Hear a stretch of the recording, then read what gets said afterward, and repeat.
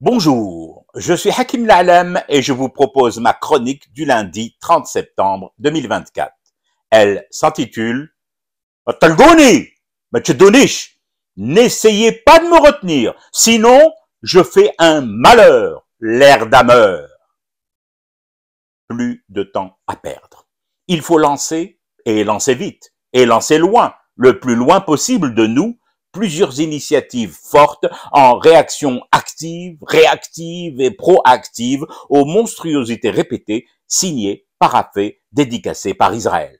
D'abord, l'initiative majeure, index, annulaire et pouce compris. En clair, les initiatives, convoquer un sommet arabe extraordinaire. Ne surtout pas oublier de mentionner sur les cartons d'invitation urgence signalée. C'est comme pour le courrier recommandé. Si tu ne prends pas certaines précautions, ta lettre risque de se perdre dans la nature. Et le vide arabe a horreur de la nature. Ensuite, à quelques heures d'intervalle seulement, pas trop d'écart entre les deux rendez-vous, la cause arabe ayant trop souffert des grands écarts et des coups de vent sous les abayas, réunir le comité Al-Quds au siège de ce dernier, dans la banlieue de Tel Aviv. Vous me demandez si Tel Aviv risque de voir un inconvénient à ce que le comité Al-Quds se tienne en sa province nord-africaine, en ses murs. Mais non, pensez-vous. D'abord, des murs, Israël en a plein. Et ses troupeaux ne sont pas toujours obligés de se lamenter, le front adossé contre le même mur. Ensuite, mon petit doigt, prêt à appuyer sur la touche REC, enregistrement, de mon magnétophone à bande, me dit au passage que la tenue de ce comité Al-Quds là-bas, à l'ouest justement, convient parfaitement à l'entité sioniste, parce que lui rappelant des souvenirs, de tendres souvenirs de confessions intimes et minutées entre la maison mère et ses oreilles dans la maison close. Oui, je sais. Pas la peine de me regarder avec vos gros yeux exorbités.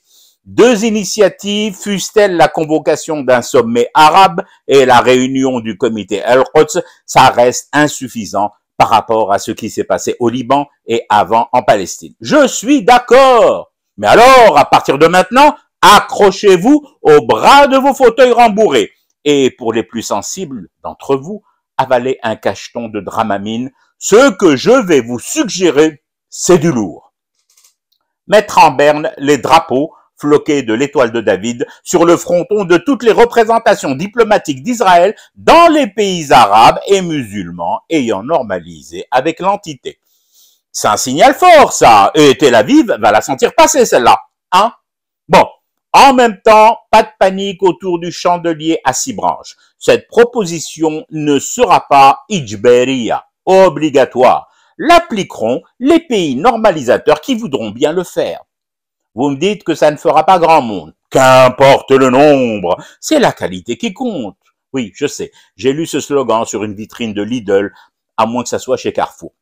Attention, là je vais monter d'un cran, mettre encore plus la pression sur ce oulé de la haram de Netanyahou.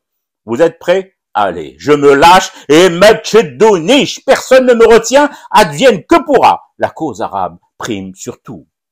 Je propose ni plus ni moins que la prochaine journée des différents championnats arabes de football en Ligue 2 soit décalée à la semaine d'après. Oui, je sais que c'est énorme, que ça risque de chambouler toute la région, de provoquer des déséquilibres systémiques dont personne ne pourrait se relever, peut-être. Je vois à vos regards fuyants sur l'aile droite de la défense, en retrait, bloc à 4 avec 2 axiaux, que vous êtes saisis d'effroi devant ma dernière proposition. Moi, je vous comprends. Moi-même, j'en ai frissonné au moment de vous la soumettre. Écoutez, frères arabes, nous ne sommes pas non plus obligés d'aller jusque-là.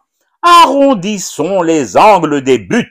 Disons que la prochaine journée de Ligue 2 arabe se tiendra en heure et lieu comme prévu, mais les joueurs devront tous porter des brassards avec dessiné dessus l'étoile de David. Ah, là je suis sûr que Tel Aviv comprendra le message. Elle l'a compris depuis si longtemps déjà, depuis tout ce temps où nous fumons du thé pour rester éveillés à notre cauchemar qui continue. C'était Hakim La'alam, je vous retrouve demain pour une autre chronique et une autre façon de dire son amour à l'Algérie.